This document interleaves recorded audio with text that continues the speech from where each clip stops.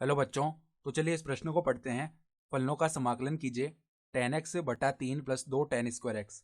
तो यहाँ पर देखो ये फलन दिया हुआ है और हमें इसका समाकलन करना है।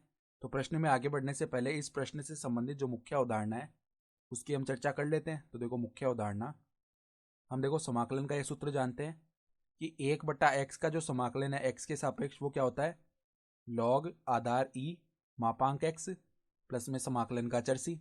ठीक है, तो ये सूत्र हम जानते हैं। तो देखो जो ये जो दिया हुआ फलन है इसका जो समाकलन है उसको हम आई बोल लेते हैं। तो आई बराबर में समाकलन 10x बट्टा में 3 प्लस में 2 टेन स्क्वायर एक्स, और एक्स के सापेक्ष करेंगे तो यहाँ पे dx लिख लेते हैं। ठीक है, तो अब देखो टेन थीटा क्या होता है, साइन थीटा बट्टा कॉस थीटा। तो उसी प्रकार हम 10x को क्या लिख सकते हैं, साइन एक्स बट्टा में कॉस एक्स। तो अब देखो साइन एक्स बट्टा में कॉस एक्स आ जाएगा।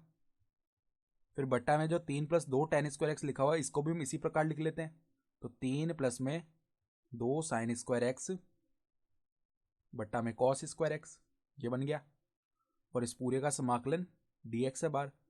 तो अब देखो यहाँ पर हम लसा लेंगे बट्टा में, तो 3 cos square x plus 2 sine square x बन जाएगा। ठीक है, और ये जो कॉस स्क्वायर एक्स है ये ऊपर जाएगा गुणा में साइन एक्स के, यानी आई का मान क्या आ जाएगा, आई बराबर में समाकलन साइन एक्स गुणा में कॉस स्क्वायर एक्स बट्टा में देखो कॉस एक्स, और इसके गुणा में आ जाएगा 3 कॉस स्क्वायर एक्स प्लस में 2 साइन स्क्वायर एक्स, और गुणा में क्या है dx। तो अब देखो एक कॉस एक्स से एक कॉस एक्स भाग हो गया यहाँ पर, तो क्या बचा हमारे पास में, साइन एक्स कॉस एक्स और dx बट्टा में 3 कॉस स्क्वायर एक्स प्लस में 2 साइन स्क्वायर एक्स। ठीक है, ये बच गया। अब देखो हम जानते हैं sine square x plus cos square x का जो मान है वो 1 होता है। तो हम साइन स्क्वायर एक्स की जगह हम क्या लिख सकते हैं, 1 माइनस कॉस स्क्वायर एक्स। तो आई का मान देखो क्या बना, आई बराबर में समाकलन ऊपर तो वही है sine x cos x dx, और बट्टा में यहाँ पर क्या बन जाएगा, 3 कॉस स्क्वायर एक्स। हमने साइन स्क्वायर एक्स की जगह क्या लिख लिया, 1 माइनस कॉस स्क्वायर एक्स। तो बाहर 2 गुणा में तो क्या बन जाएगा, प्लस में 2 माइनस 2 कॉस स्क्वायर एक्स। ठीक है, तो अब देखो 3 cos square x minus 2 cos square x क्या बन जाएगा, कॉस स्क्वायर एक्स, यानी कि ये आ गया साइन एक्स कॉस एक्स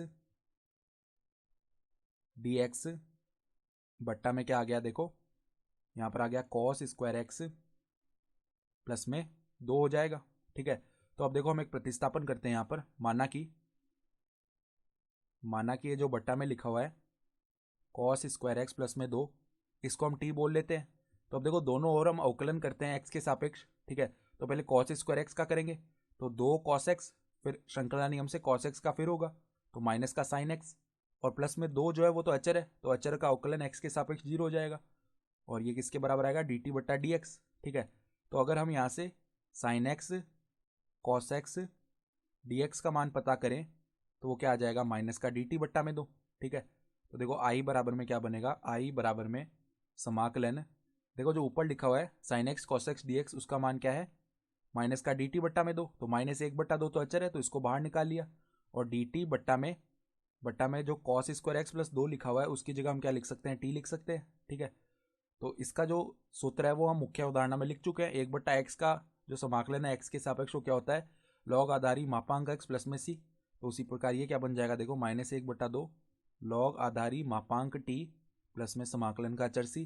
तो अब यहाँ से हम टी का मान रख लेते हैं, तो -1/2 लॉग आधार ई, टी का मान क्या है 2 प्लस में कॉस स्क्वायर एक्स और प्लस में समाकलन का चर सी, और यही हमारे पास में समाकलन का मान भी आ जाएगा। तो हमारा उत्तर भी यही हो गया। तो आशा करता हूँ कि आपको यह प्रश्न समझ में आया होगा। धन्यवाद।